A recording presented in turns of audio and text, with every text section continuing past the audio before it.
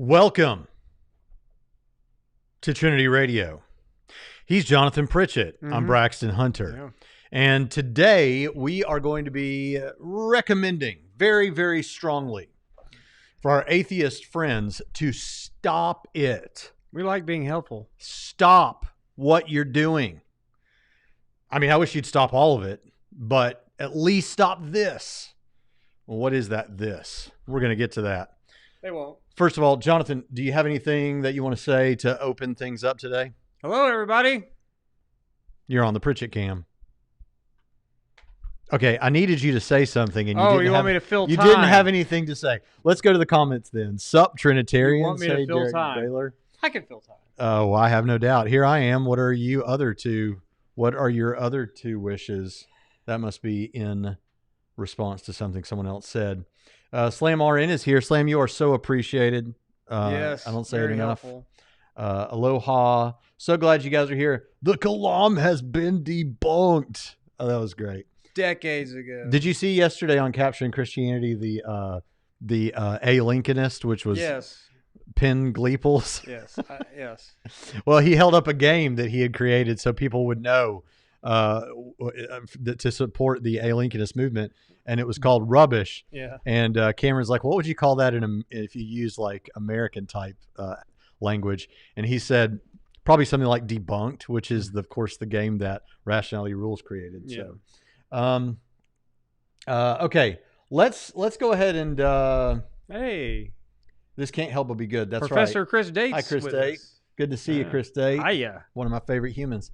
One of my favorite humans. He was my favorite human before he was your favorite human. I made a video about 2 years ago Chris trying to respond a bit in the midst of a back and forth between Cameron and Rationality Rules, Stephen Woodford. And it was a short video. You can still go see it. It was called The Kalam Doesn't Mention God. It blows my mind, Pritchett. It blows my mind that somebody thinks this is a good response to the case that begins with the Kalam that Christian apologists bring.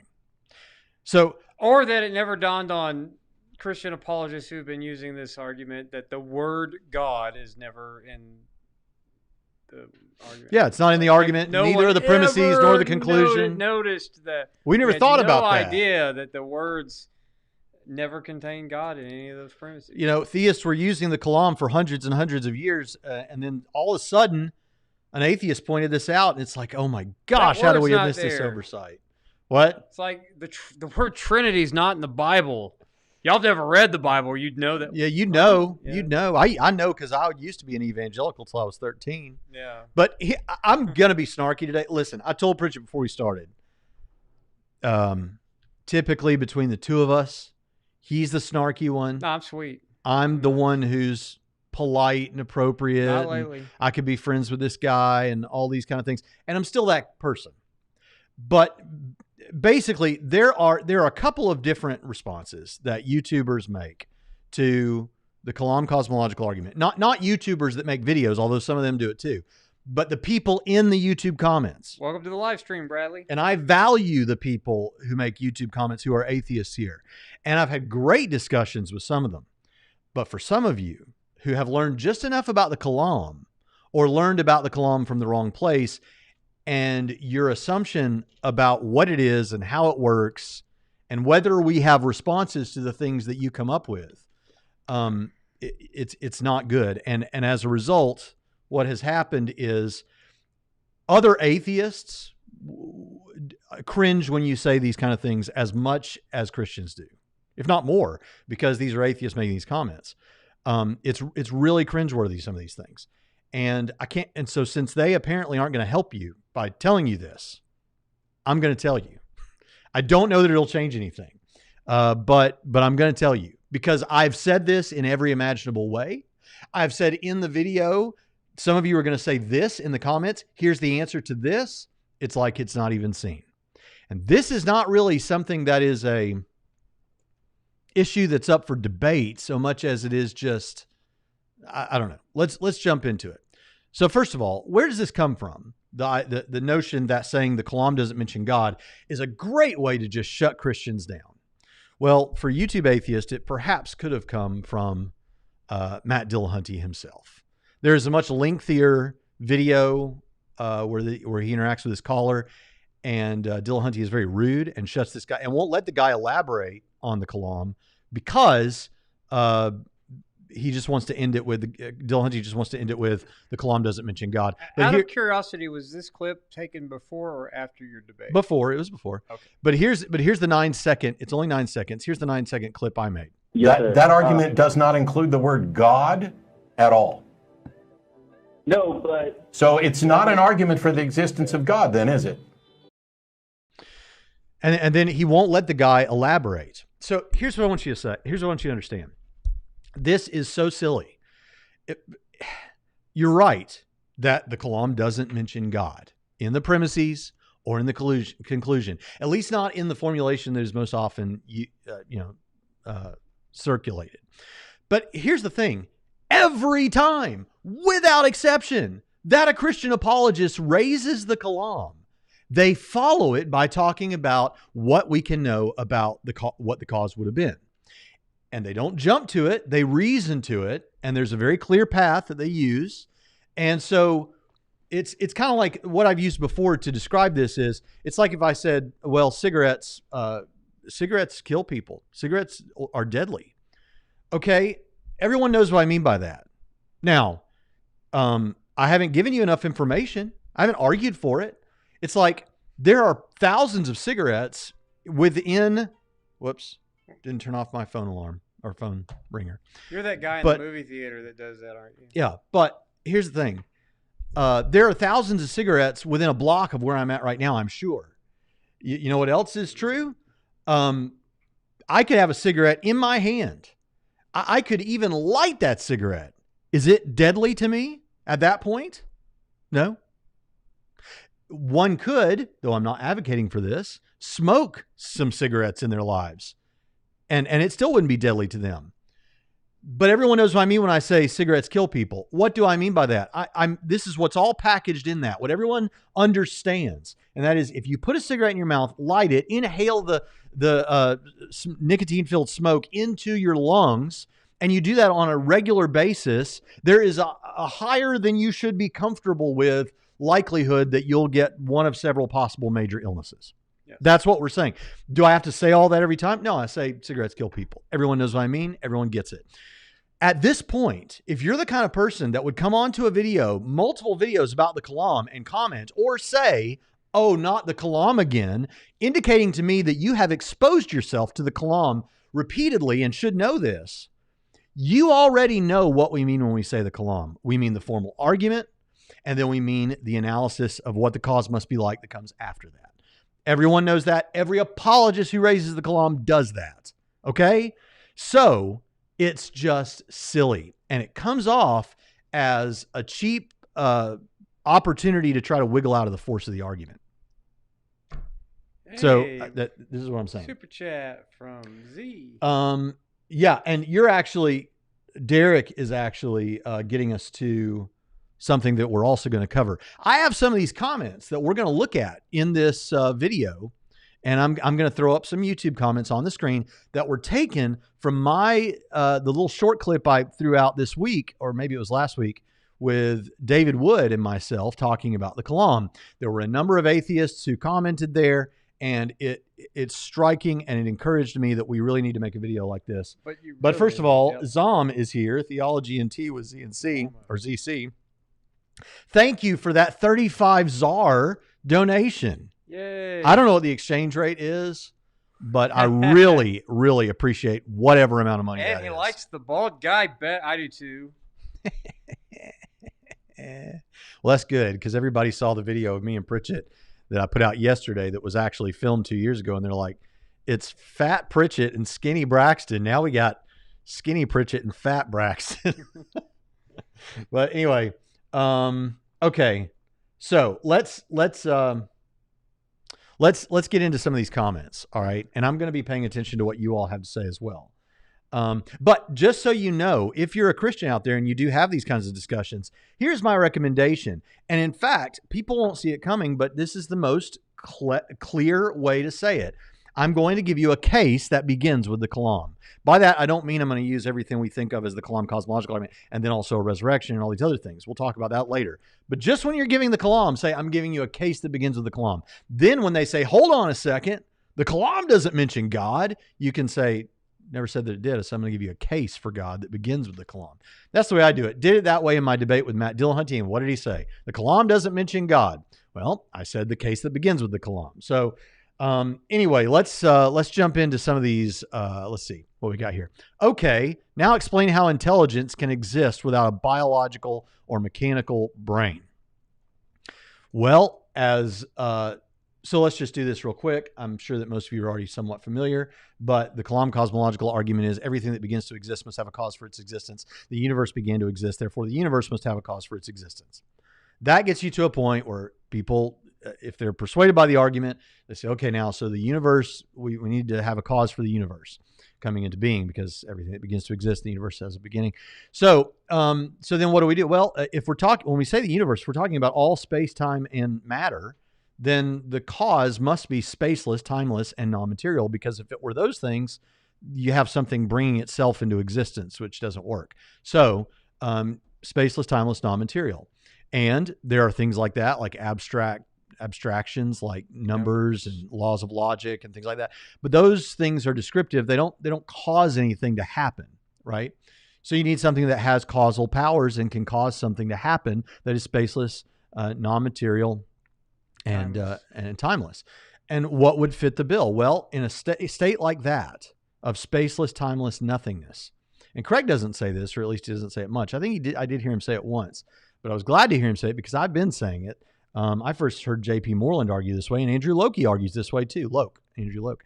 And that is that in a state of timeless nothingness, there is, without time and without anything, there is no determinism to work on God over a course of time to lead to, like a chain of dominoes, something happening. So this would have to be indeterminate. But it couldn't be random, because the opposite of determinism in a lot of people's minds is you just got randomness, but you also don't have space or time for random things to occur. So the cause must have exercised libertarian freedom in bringing the universe into existence. Well, what sort of things have libertarian freedom? Minds do. That argument is not just an argument for God, it's also an argument for an intelligence independent of biology or a mechanical brain. Slam Arian, can you deal with the someone's trolling in the comments? So Okay. Thank you for pointing that out to Slam Lauren. Yeah. All right, so let's look at another one, and Jonathan, you can take it if you want. I can't speak for all atheists, but this specific atheist don't like the Kalam cosmological tap dance because premise 1 is wrong due to quantum physics. We don't know if premise 2 is right or wrong. Conclusion leads to a cause, not a God, which due to premise 1 is wrong. You leap to conclude your intelligence God is the cause without any argument. Except that the Kalam is an argument. But I don't, what do you mean? Quantum mechanics, there needs to be the quantum mechanics fallacy. Because quantum mechanics, everything that you think is absolutely wrong because quantum mechanics. No, I'm not falling for that. What specifically about quantum mechanics has decided that no one should use the first premise of the Kalam cosmological argument? There's so much hand waving about quantum mechanics that doesn't say anything. So until you tell me why. Well, I'll do them some help here. What they're trying to say, or what they've heard some other atheists say, is that quantum events like the collapse of the waveform into a location seems to happen without a cause. This particle comes to exist without a cause or from nowhere. Here's the thing. Quantum indeterminacy is bizarre. I read several journal articles and a book on it last year called The Quantum Enigma that I think is fantastic from Oxford University Press. It's amazing, and it changed my opinions on some things, but not this, because even if you want to say what we're saying about if you have particles popping into existence on quantum mechanics, there's still a causal force there, right? If I am holding a book in my hand, I am causing the book to be suspended in the air. My hand is causing the book to be suspended in the air. I don't even have to be here. If you put a book on top of the building we're in right now, the building, the structure is causing the book to be where it is in the air. In a similar way, you have things like the space, the quantum field, all these kind of things that sustain the possibility for this particle that comes into existence. Yeah, it's the pool of potentiality that causes these things, or at least makes them possible. So it's not as if you could just say, well, because these particles come into existence, it's not the same thing. It doesn't follow that they come in uncaused, as if there's no prior state of affairs that allows for this kind of phenomenon to occur.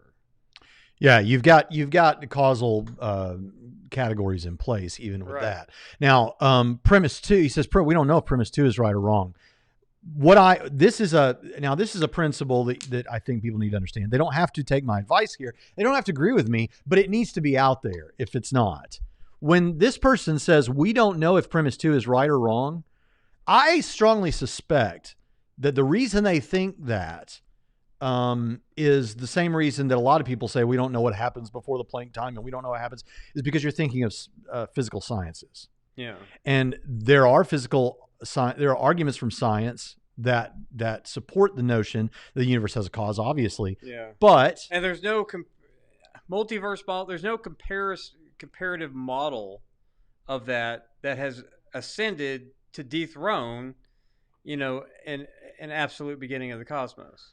Not yet. Yeah. So people talk about it as if they throw that out there as a possibility, as if that has become the standard, right? By which we should just assume. So by saying that the Big Bang, for example, like an absolute beginning and all of that, is no longer, we just don't know, is like, then we might as well accept that when people say, well, evolution, we don't know.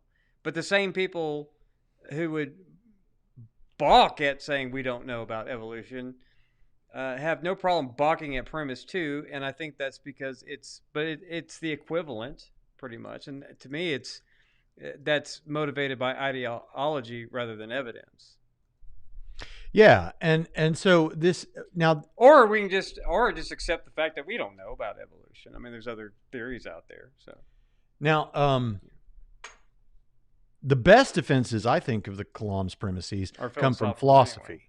And so Which has that's a good historical track record of correcting the nonsense from scientists. yeah. So what the point I wanted to make here was when he says we don't know if premise 2 is right or wrong, he's doing what a lot of these people do, which is, well, they're thinking science hasn't come to this conclusion. But here's the thing. Physicists and scientists and cosmologists Oh, a of lot of various scientists stripes. have come to that conclusion, though. That's what I'm saying. Yeah. In the same way, a lot of scientists have come to the conclusion about evolution. But if you're just going to say, well, scientists have posited these other theories, well, intelligent design, young Earth creationists, they all have degrees and credentials in the fields of science. They come up with other theories too. So, if you're going to just start saying that, it sounds more ideological than it does based on any sort of evidence. Because, and I don't care how much you can make the math work and talk about multiverses, until you bring me dirt from some other universe, well, that's your standard anyways. Why are we talking about it?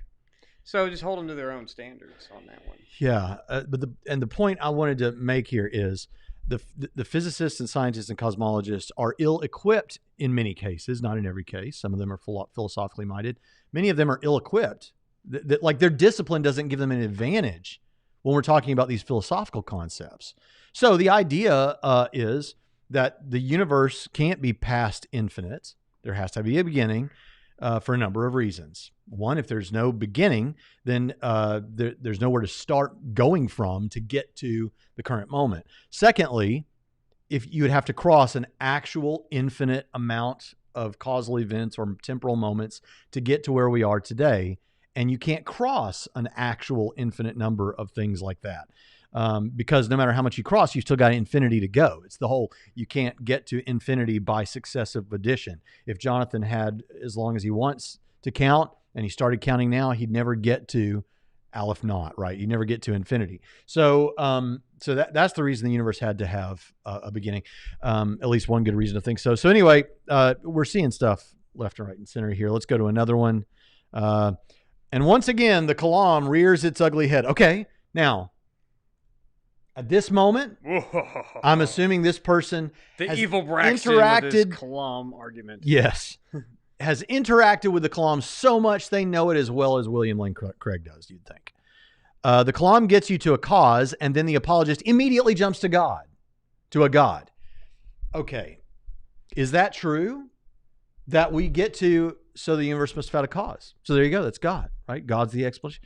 No, what we just did a minute ago, we said, look, okay, here's the further reasoning. The universe. These are all the things about the universe that make it a universe. Right. So something that's not the universe, we can have to figure out what properties it has that cause this universe. It's not not hard. We don't just jump to God, okay? We give the reasons why we think it's God. And then you look for possible candidates that can fit the bill, and God is the best explanation of those candidates. So it's not hard. Then he goes on to say, philosophy. I thought they were supposed to be smart people, like smarter than those religious bungleheads like us from the South. Well, I'm not going to say they're not smart, but I'm going to say they are speaking about things as though they have an authority on them when they don't. I just saw in looking for that Dillahunty clip I played earlier, I saw where somebody made a response to me and Mike Winger talking about the Kalam.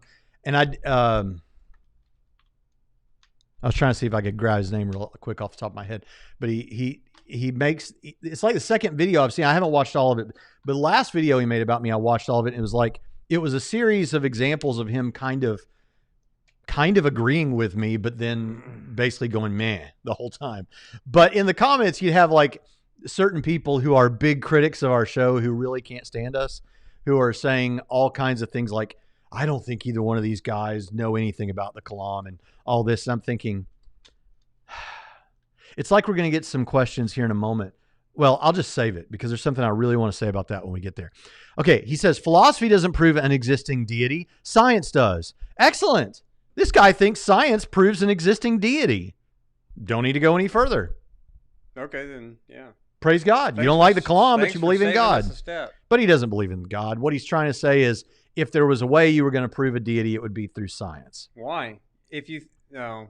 That doesn't even make any sense. That's the dumbest thing you could have ever said on a YouTube channel. This goes back to things that we have repeatedly said beyond our rants of scientism, just you have the tiniest thought world that I can't take you seriously if you think the only way to know anything is by science, which itself is not a claim that could be justified and proven, demonstrated by science. Slam RN says, wait, I thought the Kalam was, there is a universe, therefore God. No?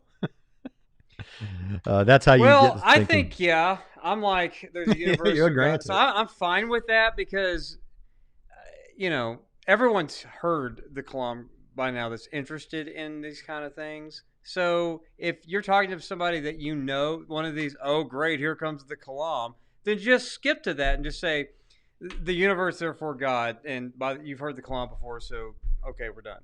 That's all you have to say. Why? It's one of the reasons why I don't like these debates over and over and over again, where they just rehash the same things talking points you've already heard.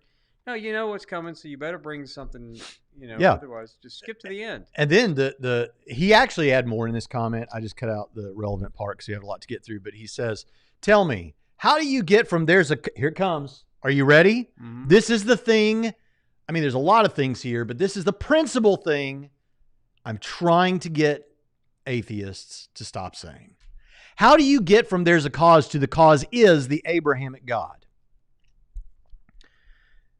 This shows me when someone says this, okay, there's a couple of problems here. He says, and once again, the Kalam rears its ugly head, indicating to me he's had so much of the Kalam, he's sick of it. But down here, he informs me that he has not thought deeply about how apologists use the Kalam. We don't use it to get to our specific God. We use it to show that a God consistent, it's not inconsistent with Christianity, exists. Then we provide further arguments that are not the Kalam to get you to God, namely the resurrection or something like that. Yeah. Or to show that it's a moral God, the moral argument, or whatever else. That's how it's, look, when you say, oh, you just jumped from there's a cause to the God of Christianity exists, or in this case, an Abrahamic God, that's not what we're doing. Please stop saying that. Or at least when you say that, say, I know that this bald guy on Trinity Radio thinks it's dumb when we say this. I won't say dumb. Ignorant. Anyway, it's like, Dumb. It's not like a personal, it is a personal gripe, but it's not like it offends me or something. It's just that we're trying to go somewhere with these arguments. And this sort of thing just holds it back. I know. I've ranted about this publicly before on Trinity Radio.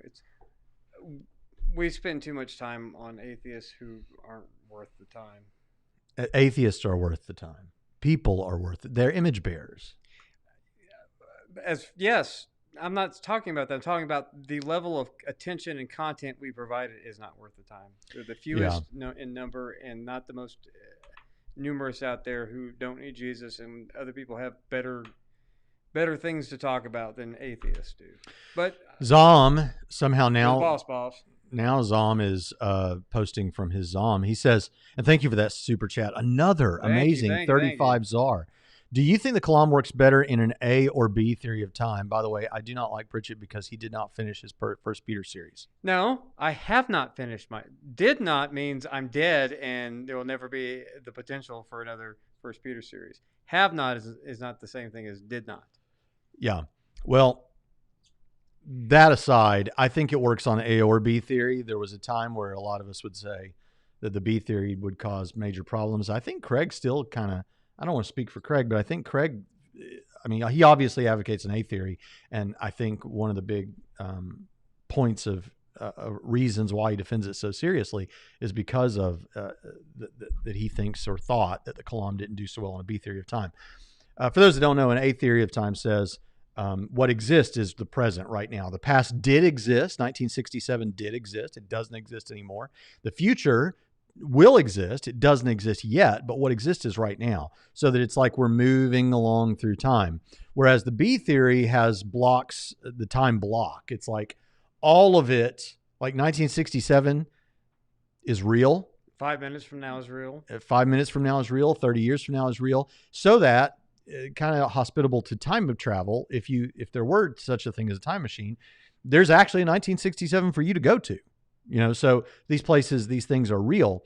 The reason that it's thought to be a challenge to the Kalam is because you couldn't get to infinity by successive addition, 1, 2, 3, 4, and suddenly I'm at infinity if I count long enough. And so on the A theory, that's what it would be like, is like count every moment that passes. It's like we're counting up and you never get to infinity. But on B theory, since it's all there simultaneously, logically speaking anyway, then perhaps you could have an actual infinite. And we exist on this point in the timeline because that's where we exist on the time block. But the Grim Reaper, not the Grim Reaper paradox, but the Grim Messenger paradox, actually, I think, circumvents that and explains why even on a B theory of time, you can't have that kind of an actual infinite regression like that. Thank you, Zom. All right, let's see what's next. Let's throw in another one, another comment here. Where did it go?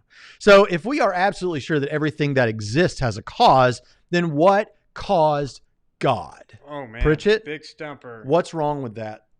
Everything there. So much. It's who created God, Braxton? Here's the thing, folks. This is even more perfect because he actually capitalized it too. I'm grading for you, Pritchett. I'm grading your answer. I know. I mean, and he actually made the rookie atheist mistake.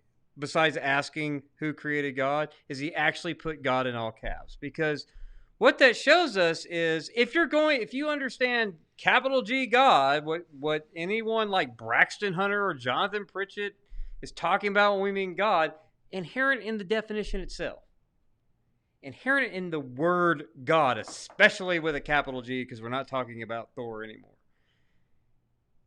Uncreated, uncaused is part of the capital G God, especially when addressed to people that's what they mean by God. You're asking the most ridiculous, meaningless question humanly possible. Because what created the uncreated thing that you believe in? That question is gibberish. It makes no sense. That's what's wrong.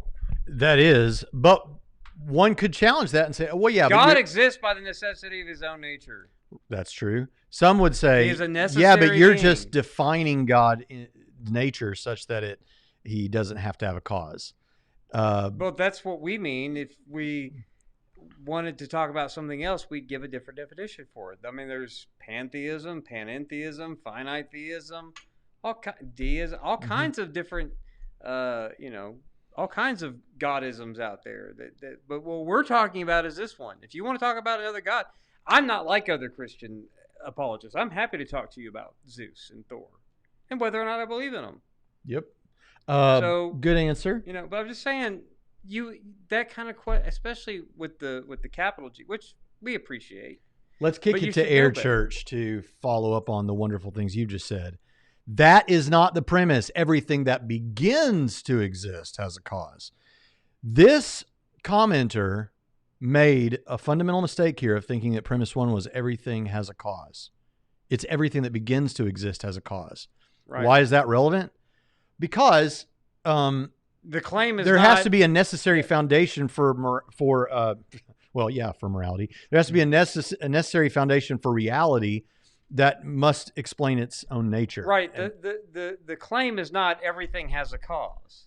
It's not the way that the premise one is worded. It says everything that begins to exist has a cause. And the reason why goes precisely back to the definition of what we mean by God, so that the premise is constructed to make the assertion that whatever begins to exist, which, if you understand the definition of God I just talked about, God never began to exist. But another reason why that's true and why we're not just defining God so that he doesn't have to have a beginning is because if he is the cause of space, time, and physical matter, and he's therefore spaceless, timeless, and not material, guess what that means? He's not in time. The only things where it's even conceivable or meaningful, rather, to talk about beginnings or endings is for temporal things in time. God's not in time. God doesn't have to have a beginning. Is a temporal marker word, right? But yeah, we're going to see that again and again and again. Jim Amberg, the channel angel, thank you so much. Happy Easter, everyone. He is risen. Amen. Amen. Praise the Lord. Why didn't we talk about the resurrection today?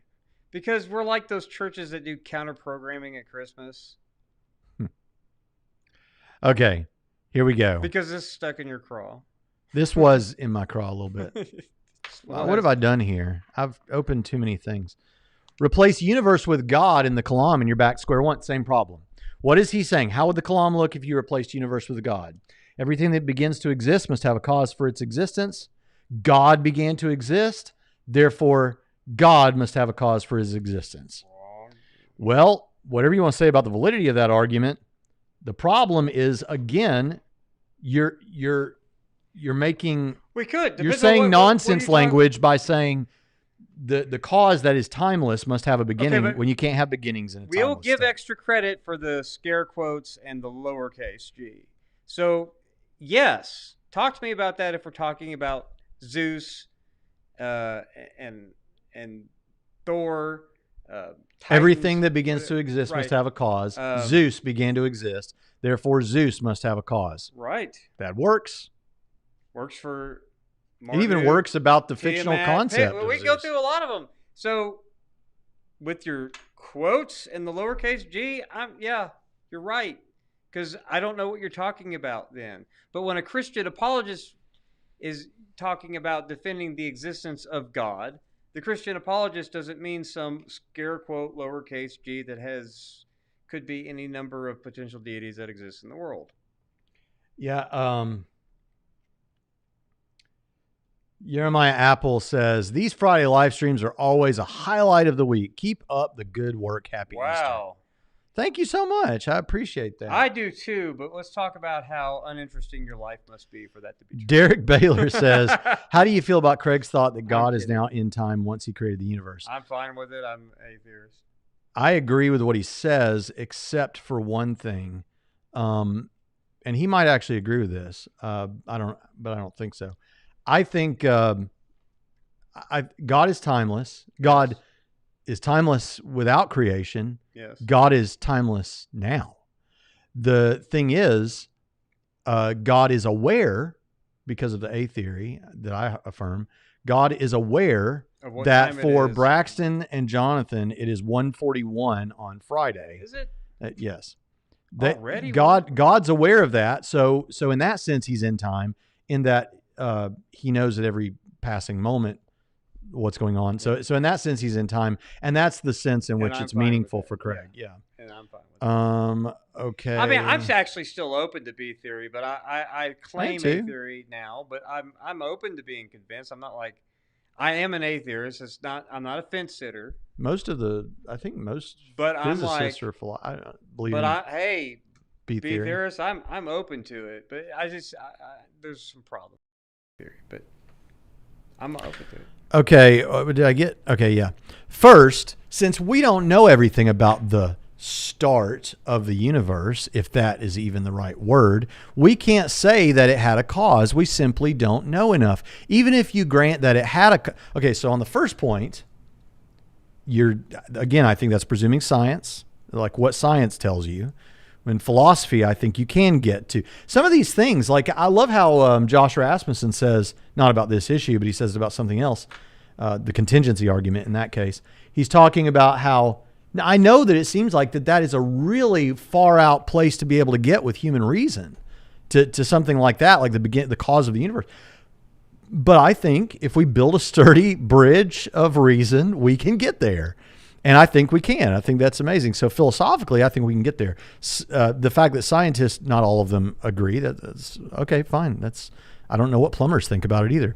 We simply don't know enough. Even if you granted that it had a cause, you don't know that it was a God or your God specifically.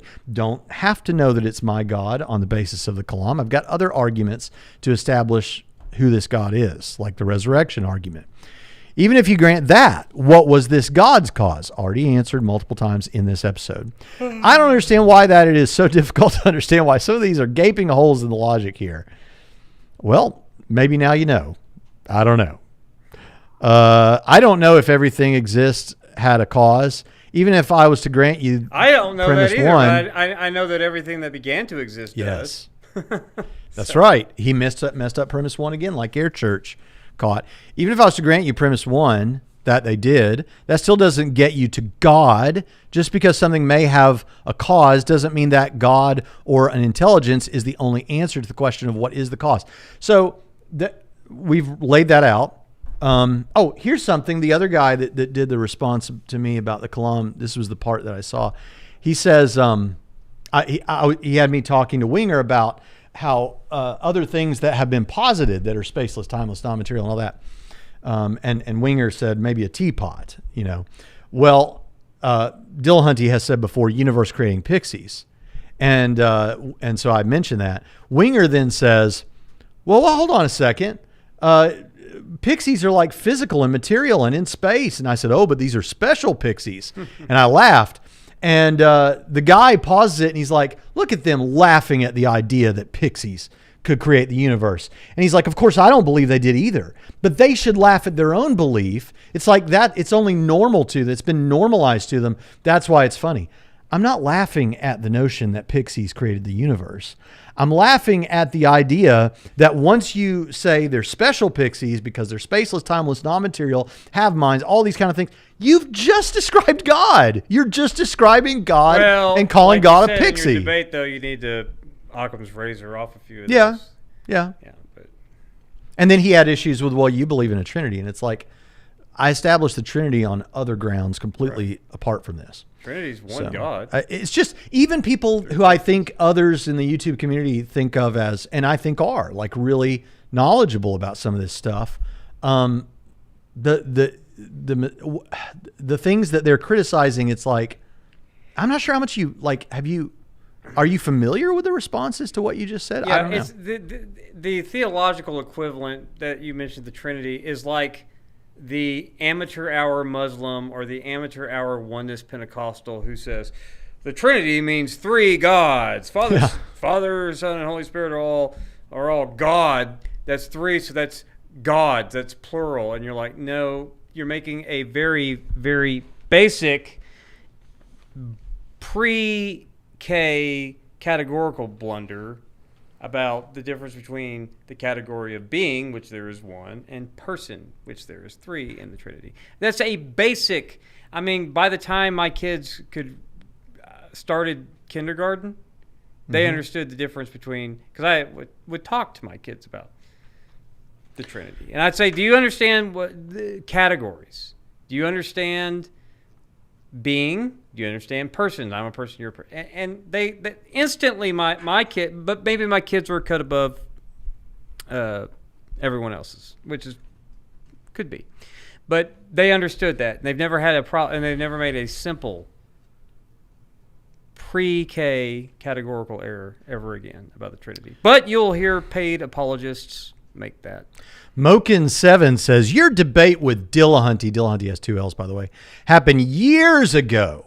You need to get over it and move on with your life. Okay. Yes, you do. Okay. Here. I agree. Why do you need to get over it?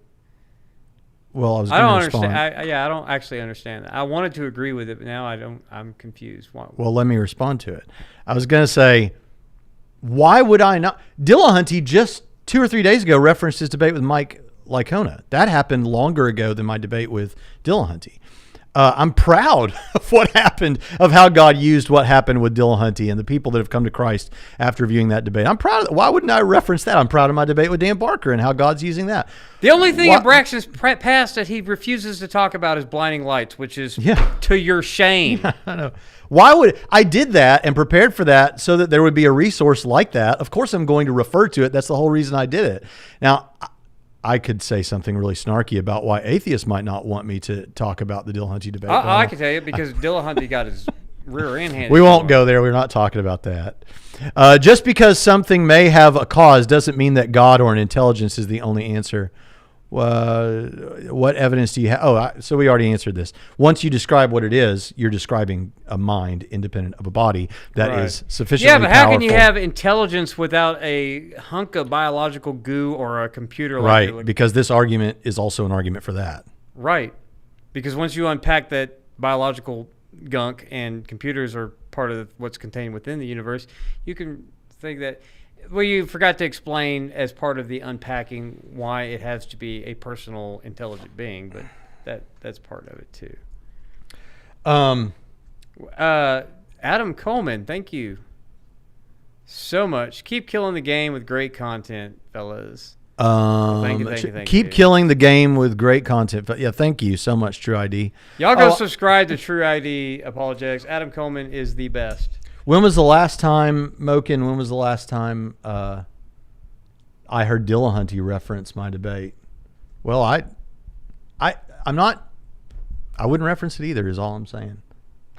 Why draw attention to it? I'm not trying to be a jerk. I just think he's got better debates where he did better.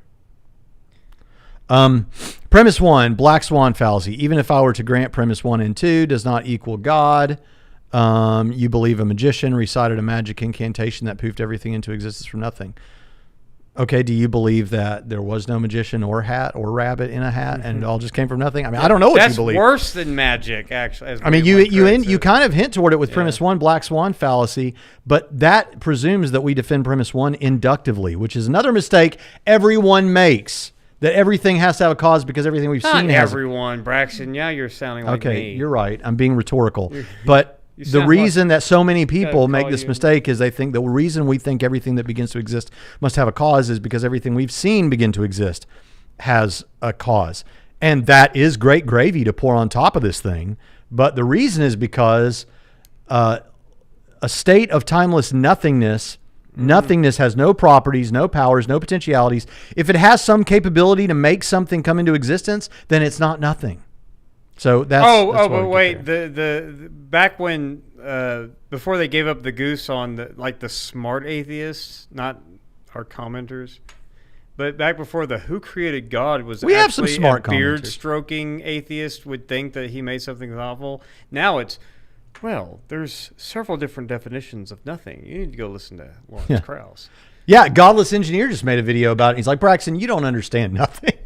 You don't understand nothing. The nothing that we're talking about is nothing that is, I don't know if he said it this way, but this is the correct way to say. It's a roiling sea of positive and negative energy. Right, that's blah, not blah, blah. nothing. And right, but he'll say that is the nothing that matters. That's the nothing that we can talk about. No, it's not. Philosophical nothing doesn't make, I don't know, is if he thinks it makes no sense or we don't have an example of it or something. This is why they need to become better philosophers. Godless, don't do that. That's the who created God. That's clownish. Don't do that. Wow, Angel WVM. Oh my goodness, you definitely won the debate with Matt. Here's your prize. Wow, thank you. I've been waiting for 2 years to get my prize. I got my prize. Thank you, Angel. That's WVM. more than Leighton gave you for your efforts. Yeah, that's right. Actually, no, it's not. He paid, but I was there for a whole conference. So. Right. But thank you. That's unbelievable. Thank you. Here, you can clip this out. Angel WVM is all right by Trinity Radio.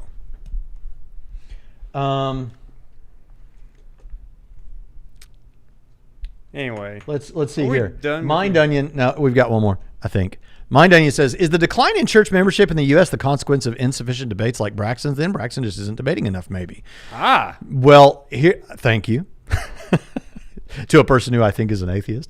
No, actually, there's a reason that it's a kingdom. There are multiple people doing evangelism in multiple different ways.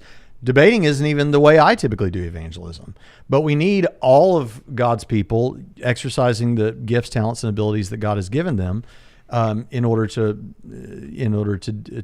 impact our culture. And thank God for what's happening in China right now and the way Christianity is growing there. Back to something rapidly. And back to something that I brought up earlier about the disproportionate amount of unworthy, undeserved attention we give to atheists on this channel who claim victory for the decline in church membership. Has nothing. They're not becoming atheists in large numbers. In fact, the myriad of reasons why churches decline, like in the U.S. and other places in the West, has very little to do with atheism per se.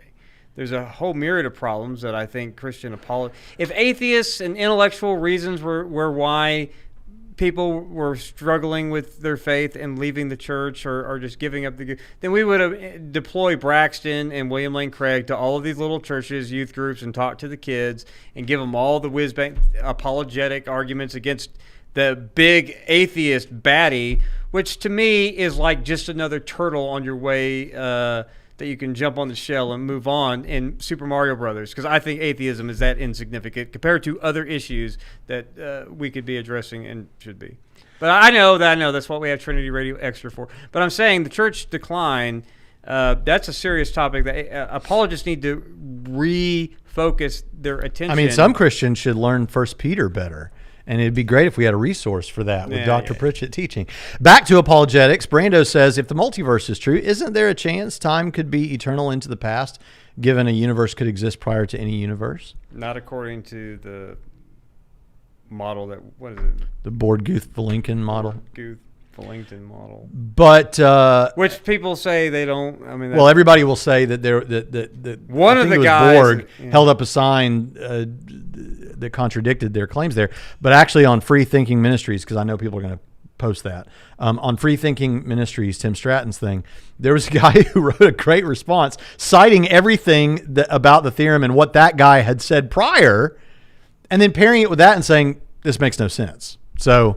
Anyway, if you don't know what we're talking about, that's fine. Yeah, the problem is that if you have a multiverse, but if you have a universe or a multiverse out of which this universe comes, you just take everything we've said about this universe and roll it into the multiverse itself. You still have a problem, philosophical problem with that being an actual. You've just kicked the can up the street again. So it doesn't matter. But just because a scientist changes his mind doesn't mean. I mean, that's like saying. There's a fair question. When theologians change their mind on a theological position, it happens. It doesn't mean they went from being wrong to right because they changed their mind on something. True ID says, LOL, I totally agree with that. Braxton is singularly to blame for decline in the American church. Yes. You know what? On second thought, let's hang that Love me, atheism. Yes. Let's hang that all on. I love to blame Braxton for everything, so let's hang this on him. It started in 1965. What started in 1965? What's up, Dean? Glad to see you here, Dean. He is a student of Trinity College of the Bible Theological Seminary. He is. Yes.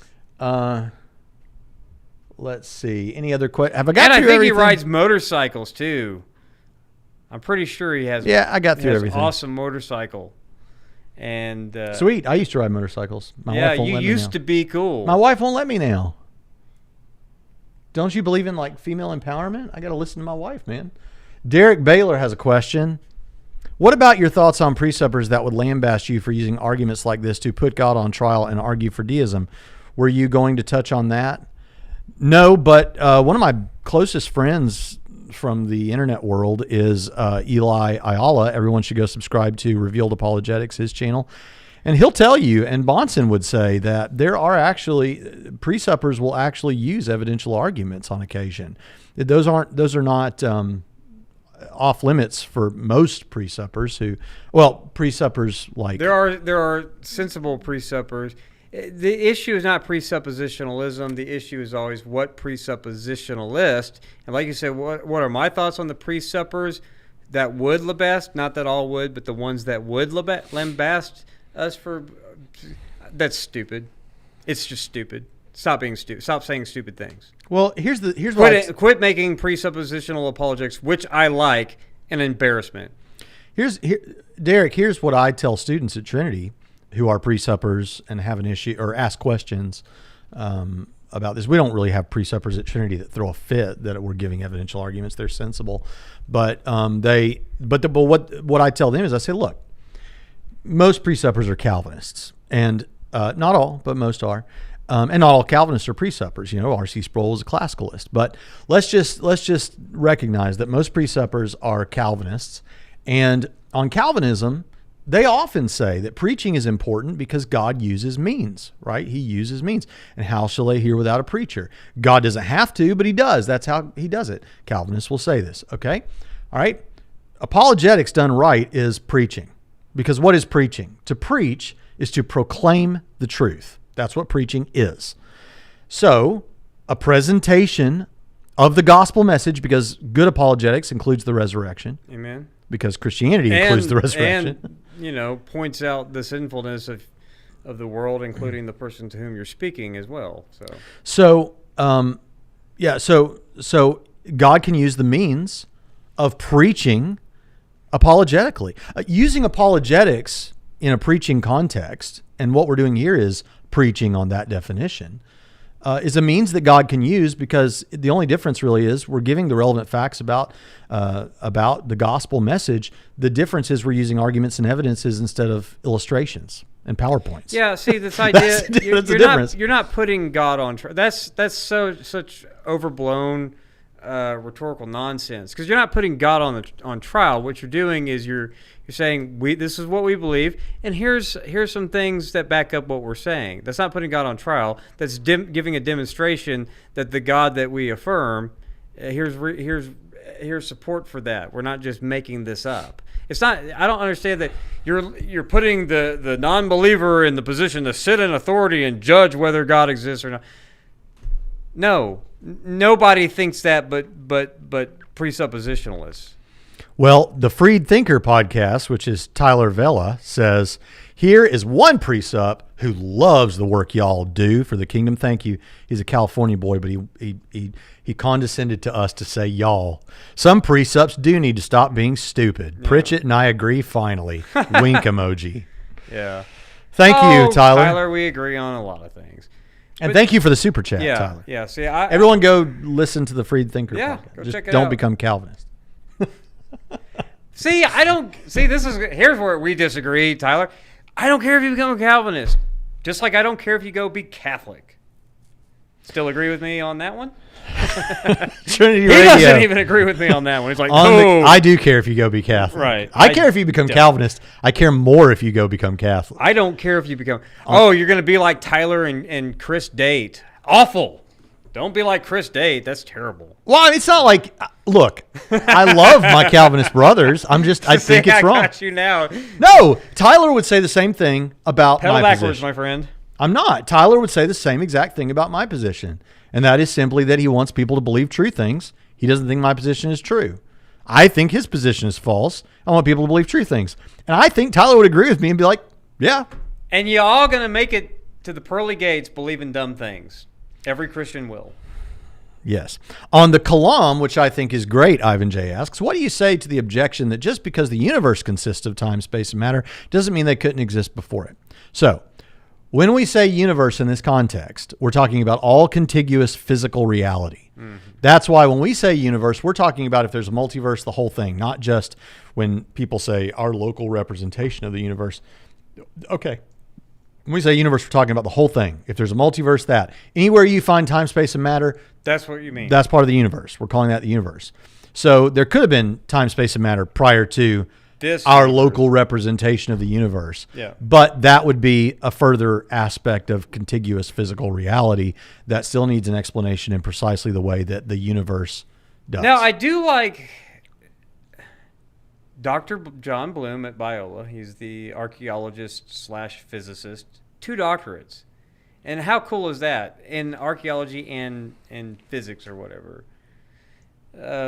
Smarter than either one of us. He does like to posit some idea in the sense of time, some sort of divine meta-time instead of divine timelessness. And I don't know what he's talking about when he says things like that, really, because it's to hear him talk he's on that other level that we're not on. But I'm not like, I don't balk at it. Because the reason why we get timeless, spaceless, immaterial, other than saying, God is spirit, we think God is not the cosmos, so whatever the cosmos is, God lacks those kind of properties. So sans the cosmos, this is what you do in the Kalam. But given that, I'm not personally opposed to positing ideas about a meta-time. Like, I'm not scared when people bring that up. Because I don't think that affects even the Kalam. Whatever kind of divine sense of meta-time that God may be tracking on that's not some sort of timelessness might be cool. I don't freak out about ideas.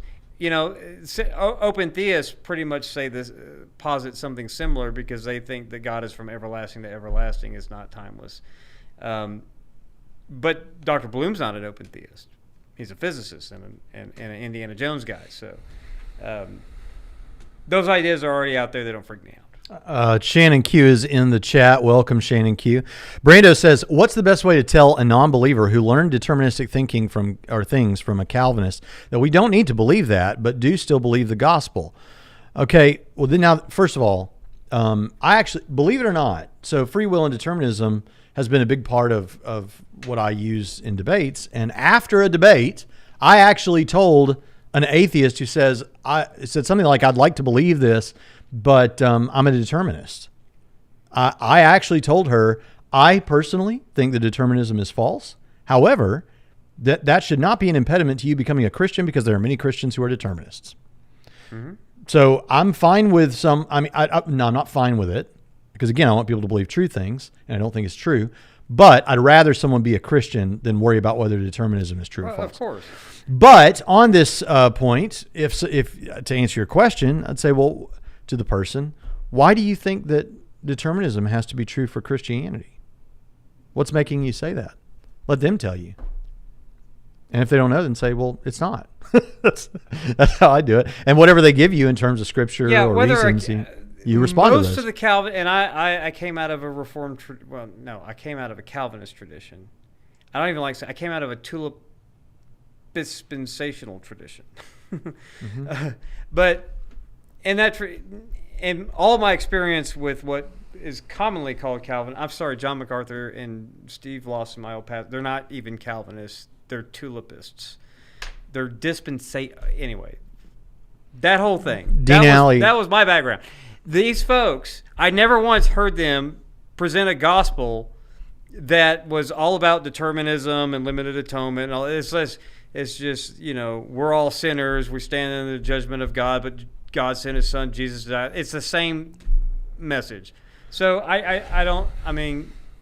determinism and secondary, tertiary issues like that don't really affect the gospel when you present it to real people. Dean Alley says what he was talking about started in 1965 was the decline of the church. Someone just asked a question I was trying to get to. I don't know about. Hey. Who created Shannon Q? That's actually a question that has a meaning to it more so. In what sense of created? Right. In one sense, her parents created her. Right. In another sense, biology created her. But in an ultimate sense, God created her and loves her. More preaching for you, Shannon Q. I don't care. Yeah. Shannon is here. Braxty Poo. Act accordingly. I feel like I have been. Braxty Poo. What else do we have? Any more questions? That comes up on occasion.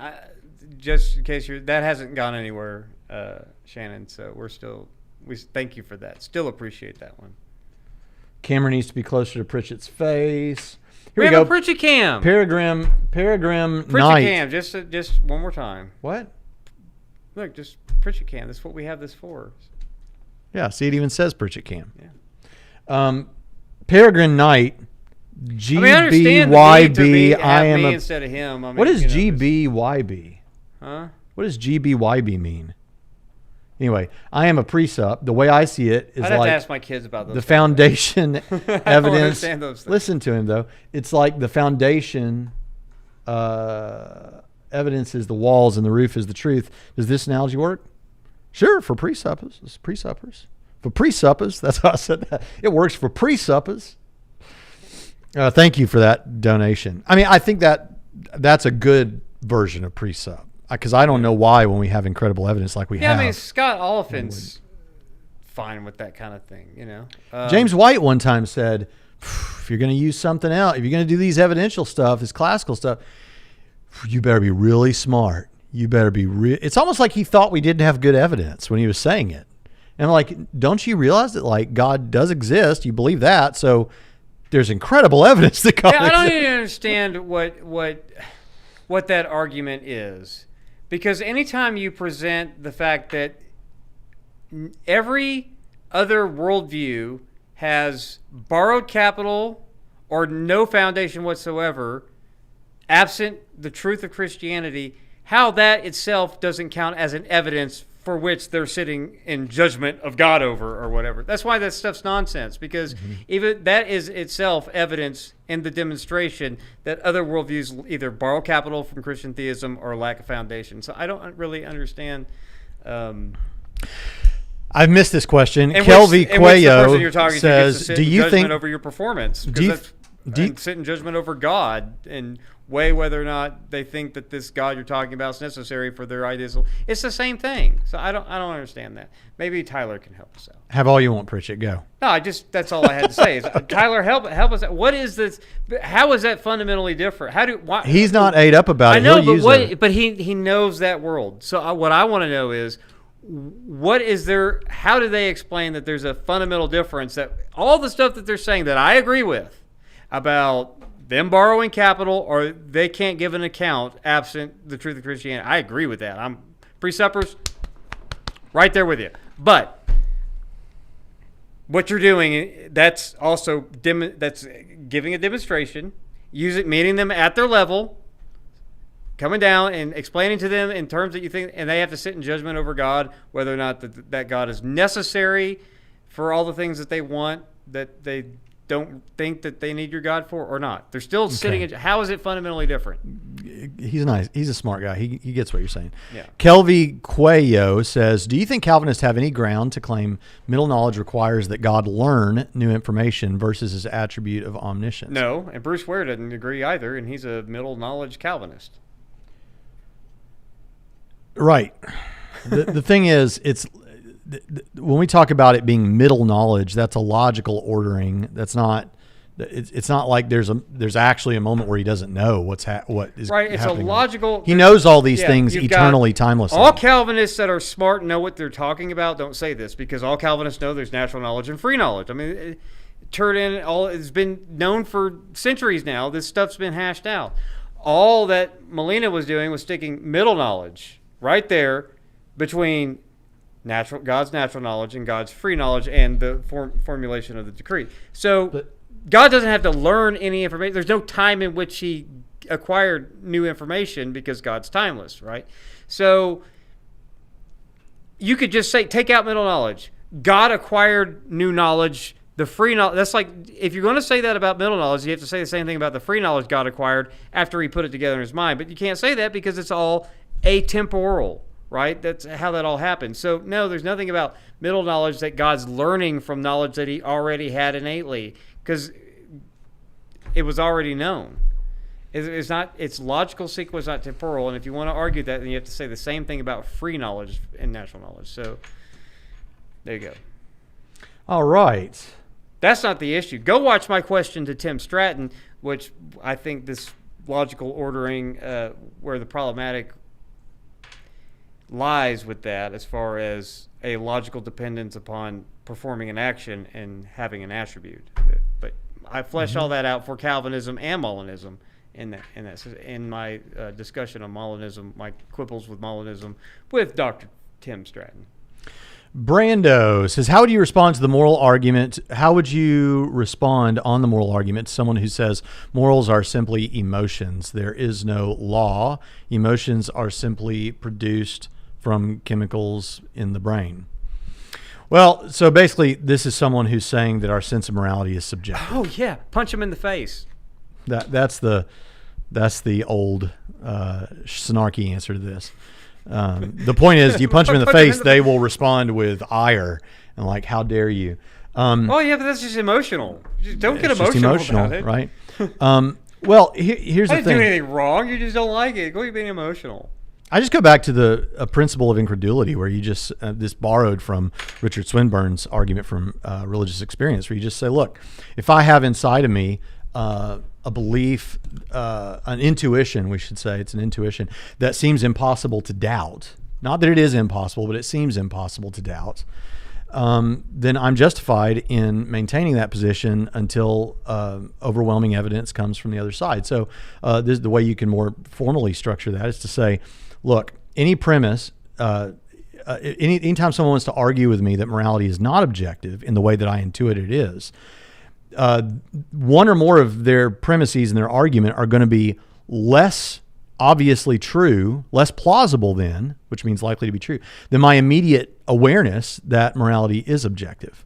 And so you want, in a good argument, premises that are plausible, that is more likely to be true than false. And so if you present that argument, but it just doesn't seem that there can be such an argument. Secondly, when we're studying morality, when we're looking to try to figure out information about morality, how do we do that? Well, the only real direct way to do that is introspection.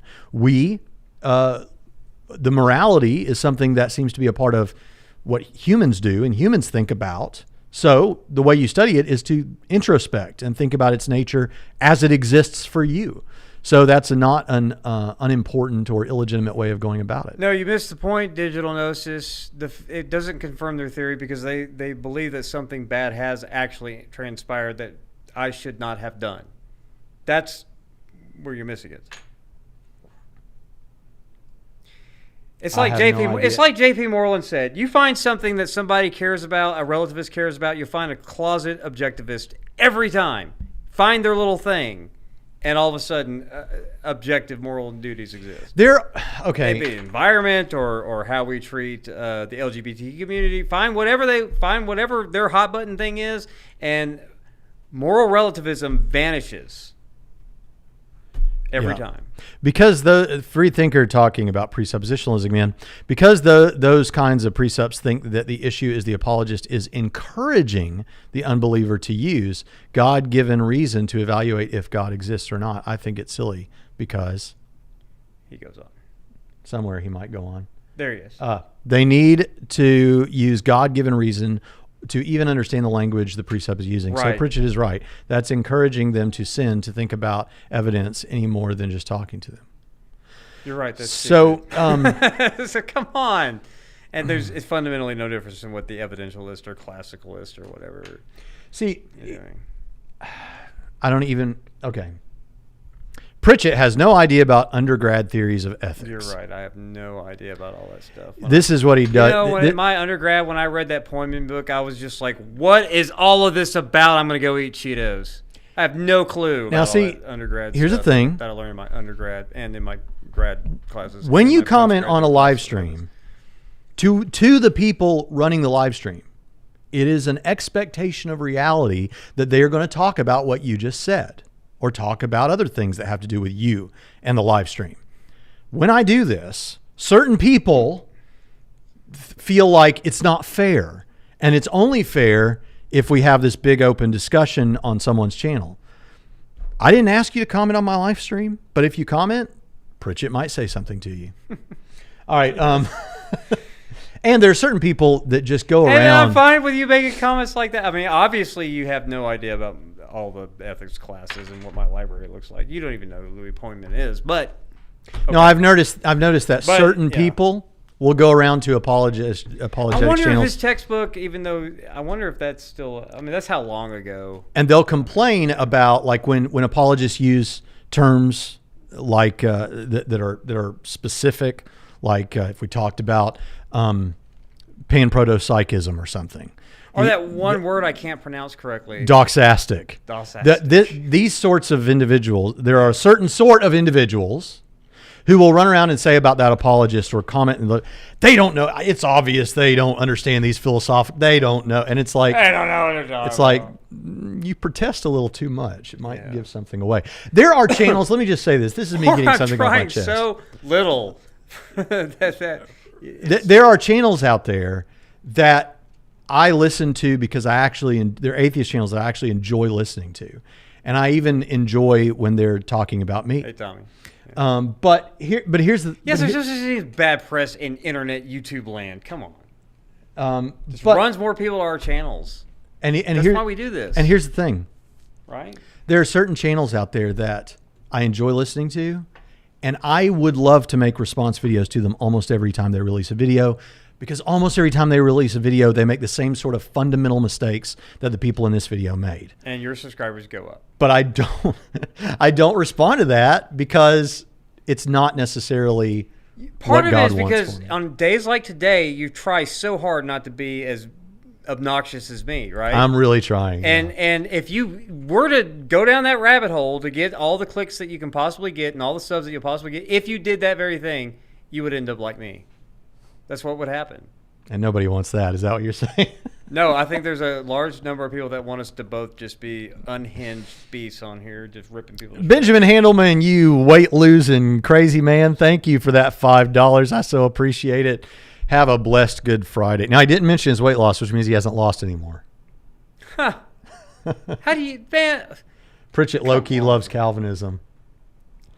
I do love Calvinism. I have two minds about Calvinism. One, I think it's false and somewhat silly if you want me to like affirm it as universal theology of the church. But I also have no problem saying, as studying it as a set of world-changing ideas in the stream of Western theology, it's fascinating.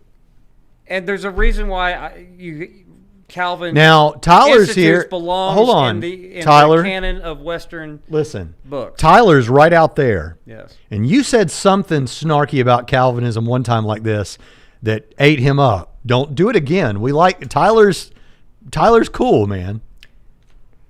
I've always said those two things. Calvinism, love it as a set of ideas, fascinating, interesting to discuss in the history of ideas, especially in the Western stream of theological thought. World-changing. Everyone, just like everyone should read The Republic by Plato, everyone should read the Institutes, everyone should read, yes, they should even read Nietzsche, even though Braxton doesn't like it. Don't do that to me again where I have to explain about Nietzsche. You don't. Guess what? He doesn't like it. It's fine. You don't have to like everything. I'm not going to explain. Like. I'm going to say right. What I want to read, what I think everyone should read is Knock Off Tomcat's Super Chat. There you go. Which is $25. That is crazy. Thank you so much, Knock Off Tomcat. You didn't even make a comment. Every atheist on planet Earth should read Calvin's Institutes because everyone on Earth should read Calvin. I'm looking for Baylor's Super Chat. I have a whole list in Trinity Radio Primetime Discussion of all the books you need to read before you die. He says, I'm going to... And they're not all dead white males either. I'm going to work through Pritchett's giant recommended reading list. But that's the one. But any recommended reading for parenting too? Pritchett can't recommend anything about parenting. He'd probably tell you Aristotle or something. Single parenting book. Did I get everyone's super People chats? actually read parenting books, which is it's never occurred to me to try to read one of them. You know, my dad told me when I had kids, when our first daughter. Good luck, son. My dad said, "Listen to me, son." He said, "You don't need to go to none of these conferences. You don't need to buy any books," even though I did. He said, "Here's what you do. Here's how." And he knows because he was the best parent who's ever lived, and I mean that. He said, "Here's what you do. You try to be all day, every day, the kind of father to your daughter that Andy was to Opie, and then make sure you stay close to the Lord, and that's all you need to know." And you know what? He's right. So go get some old dusty VHSs of the Andy Griffith Show, whoever was asking that, and get to it. And a Bible. The Andy Griffith Show and a Bible. I mean, so much good could be done in the world if people would just purchase those two things. Let's see. That reminds me of your coffee mug. Not the U2 coffee mug, not the Trinity Radio coffee mug, but you have a Mayberry coffee mug. Yeah, I do. I've it's found somewhere. it on the other side of the building in the old studio. Let's see. So we got that one. Any new questions here? Oh, here we go. The Church Split. Great YouTube channel. Go check out their conversation with the with Braxton, right? Well, yes, but the independent fundamentalist haven't had one with me. Baptist guy that they had on there was really good, and their discussion of abortion with Gray, something Gray, deified Gray, divinely Gray. God is Gray. There you go. How do you respond to the objection that Molinism is still deterministic? Shannon Q will be happy about this. My 15-year-old daughter watches God is Gray. She thinks it's dumb, but she does watch. I don't think I'd let my daughter watch that mess. It's the whole. You're not indoctrinating right. Just give them a Bible and they'll be atheists, kind of thing, right? Oh yeah. Okay, well let's see what they have. The best way to make someone a Christian is expose them to YouTube atheism. Is that what you're saying? Well, she's not an atheist. She's a progressive Christian. Yeah, God is Gray. And my daughter thinks she's lame. How do you respond to the objection that Molinism is still deterministic, since God created the world where you made that choice? Canard. Thus, you never really had a choice. But the thing is, first of all, it is not. It is definitionally not and can't be deterministic if the agents in that world possess libertarian freedom. It's like God. If you capitalize the G and you're talking to a Christian, can't be something created or caused. Same thing. Yeah, the thing is, God chooses what world you're in, but you choose what you do in that world. That's the best way to say it. So whenever I choose to do this, on my view, I did it with libertarian freedom.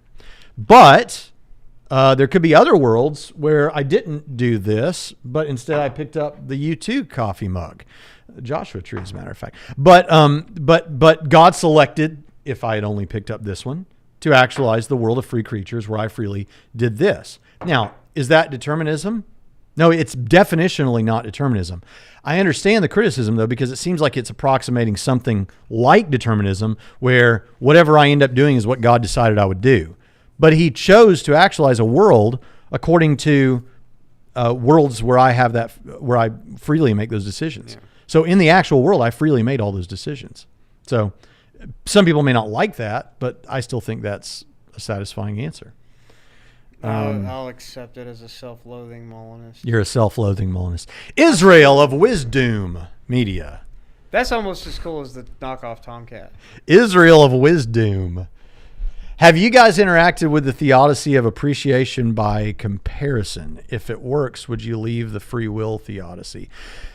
Not sure about that one. Do you know what he's talking about? Nope. I just don't know what you're talking about. But I don't see how I would leave the free will theodicy because, for example, I actually accept every theodicy I've heard of. Including the Reformed theodicy. It's just that I think that free will is the engine that makes those other ones really sing. Which is weird to say about the Reformed theodicy, but... Yeah, the Reformed theodicy at base is saying, look, everything has a purpose because God's in control. God is going to ensure that his purposes are done through all these things. And all you that accept sort of. the telos. I agree that he has authority over all those things and that he's in control. The question is, how does he exercise that control? And I think he exercises that control by giving us limited libertarian bare freedom. bones, cut out everything that people might think you have to presuppose about a Reformed theodicy and just the bare bones. Cut out the stuff I don't like out of the Reformed theodicy. Due to the Reformed theodicy, who was it? Thomas Jefferson with the Bible? Was it Thomas Jefferson who cut out the supernatural stuff out of the Bible? Yeah, okay. Benjamin Handelman's back. How dare you, sir, Braxton? I'm down to 198. I just was trying to not rub it in the face of those who have apostatized from Theology Geek Fitness. Yes, quitter. You and Benjamin do realize I teed you all up for that. Quitter. But look, I think I'm looking pretty slim today. This is my good shirt that makes me look slim. Black is slimming. Yeah. True ID says Andy Griffith was a Jedi level TV dad. There you go. Yeah.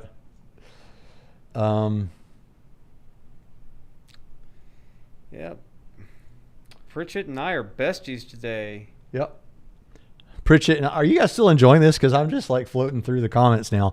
Pritchett and I are better besties. Than our content, apparently. I think some views like libertarian freedom or provisionism are false or silly. But I love how much they are trying to adore God's goodness and love, even if they get deets wrong. Yeah, I mean, I don't think LFW is silly. I do think provisionism can be silly, depending. I don't even know what. I'll respond in kind. I think that what I appreciate about Calvinism is that this is a group of people who are trying to take the Bible seriously and understand what it's actually saying, and then, come what may, affirm that. And I appreciate that about them. My problem is I can't figure out what provisionism is anymore. And I'm like best buds with Leighton Flowers, and I still can't figure out what traditionalism, provision, what all. I mean, I know I agree with certain parts of it, but I don't know because there's so many, I don't know. I play PUBG on Xbox Live. Are you a provisionist? Do you call yourself Xbox Live? Do you call yourself a provisionist when people? What's your certificate? When I hear provisionism described, it's what I believe. Okay. Except I also believe in Molinism. But I'm like, I hear that, and then the eternal security issue comes up. I'm like, no, that's nowhere in the Bible. You need to be a little bit more scared of. Should deterministic Christians read more on libertarian free will? Some deny God has libertarian free will because he can't choose contrary to his nature, which isn't even what libertarian free will posits. Yes, and then you ask him, what do you mean by nature? And then wait for the. Out of 100, 90 of your answers, they'll all be different, but then 90 of them will be stupid because the word nature is such a slippery word. And what does it mean to act contrary to? Digital Gnosis said a minute ago something like Madness. that I seem to get real, I forget how he said it, but real animated and go off when he said something snarky about Pritchett's knowledge or whatever. Yes, because let me tell you something. This man may be uncouth sometimes. He may do things that are, he may say things that are offensive in a comical way, but this is the most loyal human outside of my wife and family that I know. I love this man so greatly that I'm more sensitive about things said about Pritchett than I am things said about me. Why? I'm not sensitive about things said about me at all, but I understand. Are you sensitive about things said about me? Right. I'm ready to kill people, and that's not Christian. But I'm just like, you're going to die. Oh, man. Yeah. See, it's that old sinful nature, that old flesh. The Free Thinker says, seminary question. Can y'all please allow those with undergrads skip right to THM and not do MA? That is basically a repeat of same systematic theology. Church Ours history, isn't actually. I've noticed that. I hate the redundancies. So as the vice president of academic affairs, I actually did not do that at our seminary because that bugs me too. And it also bugs me that some seminary, oh gosh, I could go on about this, but don't worry about that because and the same thing with undergrad to masters because like we also have a Bible college here too, where it's the same thing at the undergrad and the MA level of systematic theology. Maybe it's a different textbook, but it's still just a rehash of all that. So we have kept that redundancy down to the absolute bare minimum. Trust me. I know what you're saying, I think. But Trinity has long led the field in so many areas of seminary in the United States that we don't get credit for. Distance learning being the number one. But academic programming, too. We had a PhD in philosophy before, I think, anybody. Certainly before Liberty. And then there's this theology and apologetics. The church split says that they actually sent you an invitation on Facebook, but you no answer because you're antisocial, cry face. Please send it to jpritchett at TrinitySem.edu because I am antisocial when it comes to Messenger. I'm very bad about Messenger. I don't know. I use Marco Polo for like personal communication with people, or sometimes Braxton will text me like really. I don't like text messaging either, but I'm really bad about that. Slam RN says, read Christian historian David Barton's The Jefferson Lies, exposing the myths you've always believed about Thomas Jefferson. I take it then that maybe he didn't dice up his Bible that way. Well, that doesn't, not. I'm ready to kill people, and that's not Christian. Preach it when people talk crap on his boy. See, that belongs on a t-shirt too. But we still haven't got the Christians Do It Better t-shirt. We should. What's up, Braxton? Jonathan? What's up, Jose? Thank you for that $4.99 super chat. That means a lot. How do you respond to the claim that annihilationism is better because ECT is immoral, finite beings suffering forever? Well, first of all, I would point you to Chris Date. I don't know if Chris is still in the chat. As you probably know, he's the head of Rethinking Hell and is a conditionalist, annihilationist, and he doesn't think that that ECT is immoral. Right. I think that's I right. would say that claim. I understand the thinking and the sentiment behind that claim because the idea of that sits better with people than the idea of eternal conscious torment. No matter what anybody says about that, right? But it's not immoral. Well, the question is God just to? Would God be just to have it be eternal conscious torment? And I agree with Chris Day. But I do think that understand. Would be just. Yeah, God's not immoral for eternal conscious torment, but I understand why people think that he would be. But annihilationists shouldn't argue on the basis of what they think is moral or immoral about God any more than atheists should try it, because that kind of reasoning leads to all sorts of ditches. what you want to do is you want to make exegetical arguments for why a view is preferable to believe, regardless of what we think by our standards is moral or immoral of God. So, Free Thinker says, I'll have to check out Trinity then. I'm about 60% through my MA, and it's all repeats and expensive. yeah. And you talk to Braxton to hook you up too. Let's see. Church Split, thank you. Thank you for answering that old canard. It's one I'm always asked, and I always respond with a similar answer. Wanted to be sure I wasn't crazy. Yeah, it is an interesting thing if you're interested in like taking in this kind of content, worldview content, philosophy, religion stuff. Sometimes when you're studying something new or something you've had for a long time, but you're studying it further, you'll have thought of how you would respond about something, or you've said it to other people, and then you find out, oh yeah, that's the answer a lot of people give. It's like, it's kind of like when one of the reasons I really loved Norman Geisler and what got me into apologetics initially after my Ken Ham days is that I would be reading Geisler and I would say, yeah, but what about this? And by the end of the page, he's talking about that. What about this? And it was just so great. And I just love that. Yeah. Well, we've come down to kind of the bottom of this thing, and it looks like people are more interested in talking amongst themselves now than asking us questions. Yeah. Yeah, somebody, why don't you talk to me, Braxton? Why don't you talk to me? I will. My speaking honorarium is $1,500.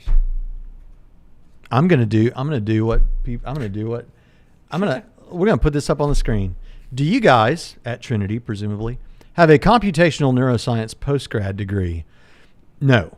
And as much as we appreciate people that go into lines of work that would require that, we're focused on things that have more value. College of the Bible and Theological Seminary.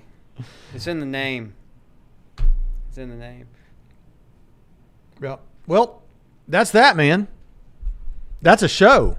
That is. We got to get off of here so Winger can come on. Right. And people need to make their snacks. Thank you for the super chats. I so appreciate that. Thank you for everything. You're all wonderful, Pritchett. Free Thinker, Church Split, True Idea Apologetics. Go check out those channels.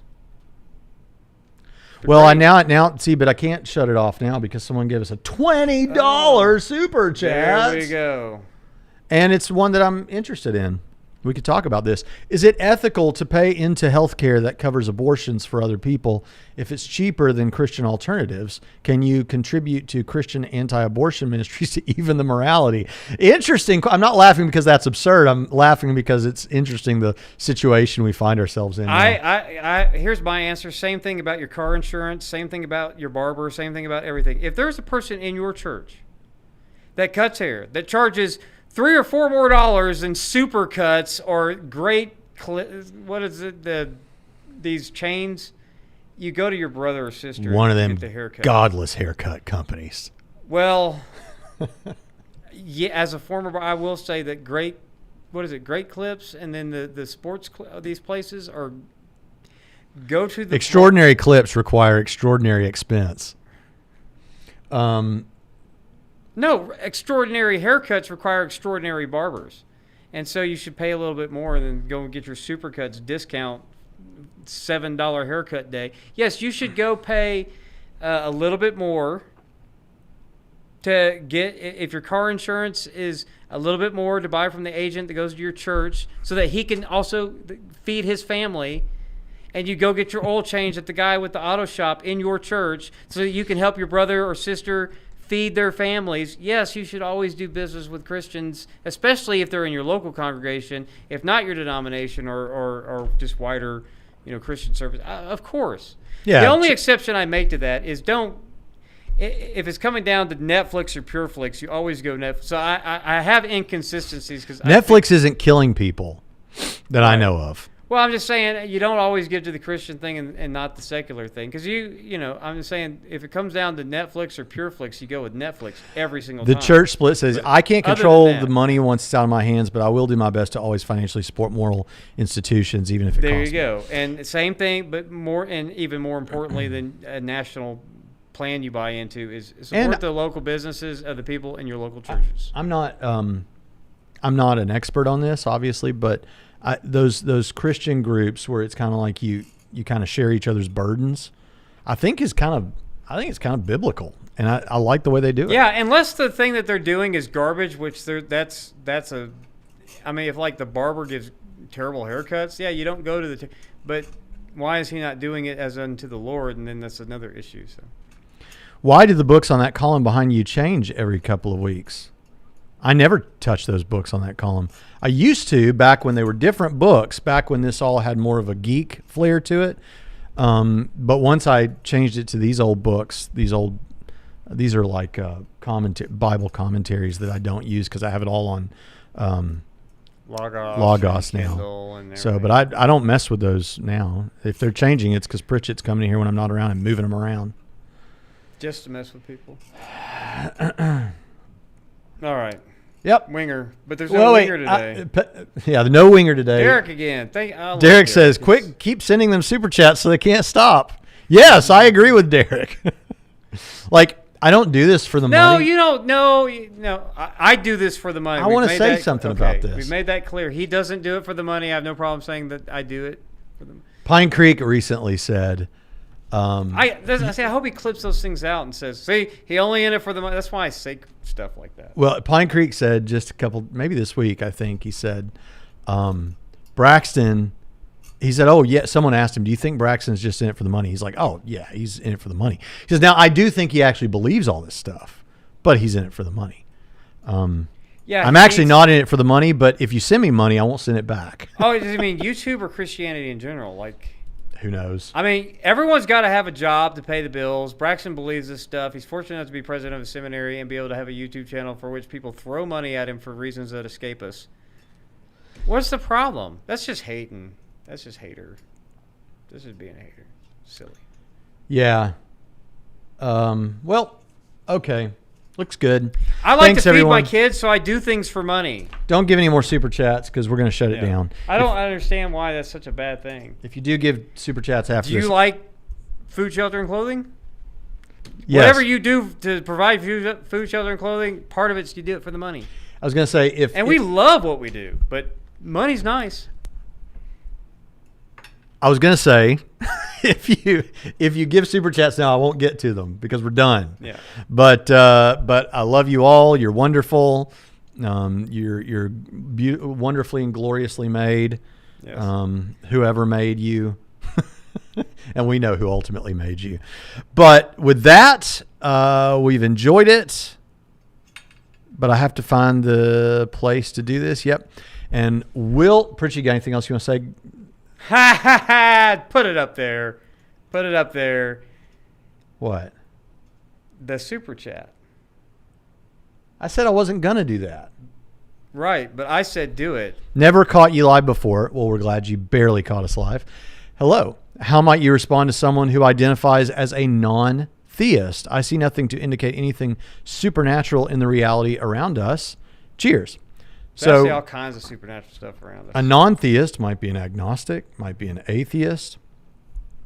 Are you saying, oh, you're not saying what do I call them? How do I respond to them? Well, I present what I think are good reasons to believe that the Christian God exists. There's a T-shirt for this. It's got Braxton's face on it. It says, look at the trees. But I think that we have several good arguments for the existence of God. You can go search these on this channel. We actually have a playlist on this channel for arguments for God, and then a playlist or reasons to believe in God or something, and then a separate one for Christianity that has all the information there. But in short, I think there are several good reasons to believe that God is the best explanation for the beginning of the universe. And I would use the Kalam cosmological argument or a contingency argument for that. God is the best explanation for the fine-tuning of the universe for life, such that life is permissible, and that's the teleological or design arguments. God is the best explanation for our intuition about morality, and that would be something like the moral argument. I think that, well, what else could I give? The free will argument, I think, is the best explanation for our sense that we have free will. But if you don't believe we have free will, pick one of the other ones. We got loads. Capturing Christianity just did a video a couple of weeks ago with 140 arguments for God's existence. And then for Christianity, I would give a resurrection case, as well as perhaps near-death experiences. And believe it or not, and I'm not actually all that interested in what people dreams, visions, healings, report when they have near-death experiences. I'm interested in, are they able to, do they have evidential qualities? Like, are they able to talk about things that were happening in another room in the hospital when they had no brainwave and no heart rate and all those kind of things? So I think there's a lot of reasons. But what were you going to say, Pritchett? Well, I was saying in addition to the healings and, miracles and dreams and visions and appearances of Jesus to Muslims that never heard the gospel. Yes, we have a video on that too. So there's lots of things that give me reason. So it's a matter of perspective. I start with rejecting the premise because I don't accept the late Western post-Enlightenment dichotomy of natural supernatural as if that's a way to break up reality in the first place. That's somehow meaningful. There's a fantastic miracle recorded that I released this week. It comes from a longer video I did like 2 years ago. It's also a miracle account that is in Lee Strobel's Case for Miracles, which is fantastic. But it's a guy who has destroyed his vocal cords. He went to a symposium of, I think, Swiss doctors or whatever, and they said, yeah, the chances that you're ever going to speak again are nothing. You're not going to speak again. And this was the case for years. And then he's in a Sunday school class, and he's just whispering like this, and he's presenting what the Bible says about miraculous healings or something like that. And as a result, or in the midst of that, he starts talking normally. Interestingly, the atheists in the comments section, what they have to say about that is, well, this is clearly an invention that Christians made up. This couldn't have he must be lying or faking it. It can't really be true. That's their response. Why is that their response? Because if this is true, looks like a miracle. And and you can get Strobel's book on that and read more about it, and you can watch the video from me. But anyway, so I think there's plenty of good reasons to believe that in what the supernatural. Pritchett doesn't like the term supernatural. But So you want my final concluding thoughts now? Yes, now here do another round of concluding thoughts. Work your rear delts, okay? I get posture questions all the time. How do I correct my posture? How do I not sit like T-Jump and Braxton Hunter here, who are all like this?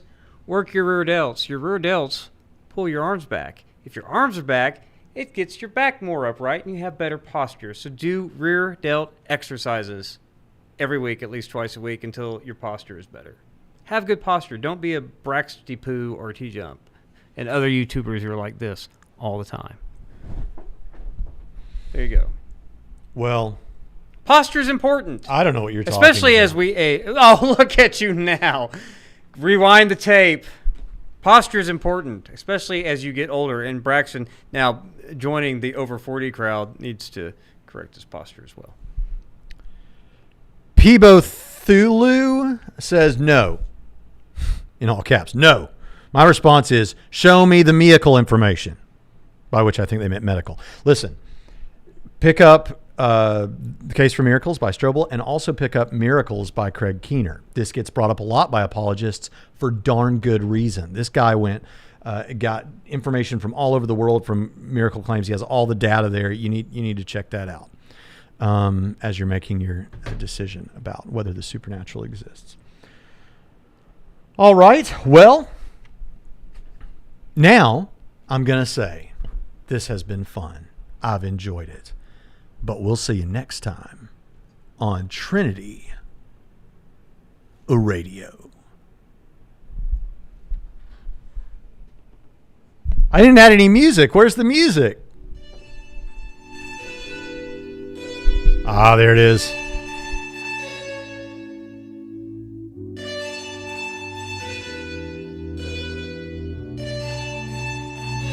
No problem, Peebo Thulu.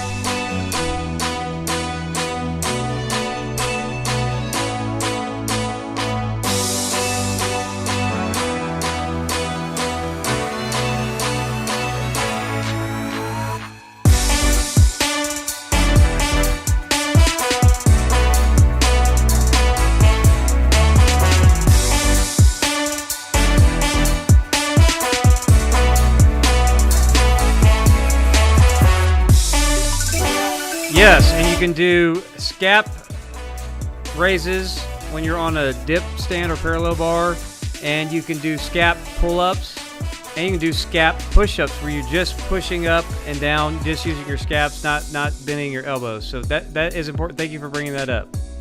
So there's other exercises. You can check all that stuff out on Theology Geek Fitness. We talk about that. So, but yes, scap exercises, whether it's the push-up, hang from a bar, and do scap pull-ups where you just dead hang to scap with just a slight bit of motion, or you could do, well, let's see, what else is there? There's the push-up variation, or on a dip stand, you can work your scaps just by doing scap dips. So those are some great exercises that Braxton should avail himself of. By the way, since we're talking about IQ in the chat, let me just tell you, I know what mine is, and I'm fine with it. I'm happy with it. It's above average. But Pritchett is in the genius category. Barely.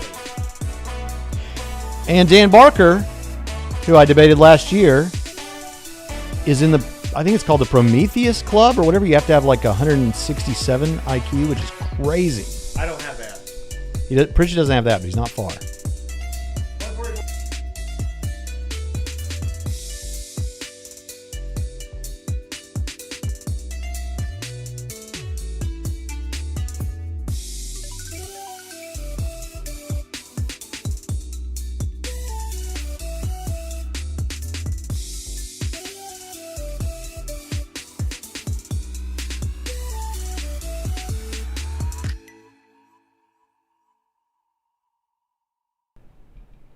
Peace.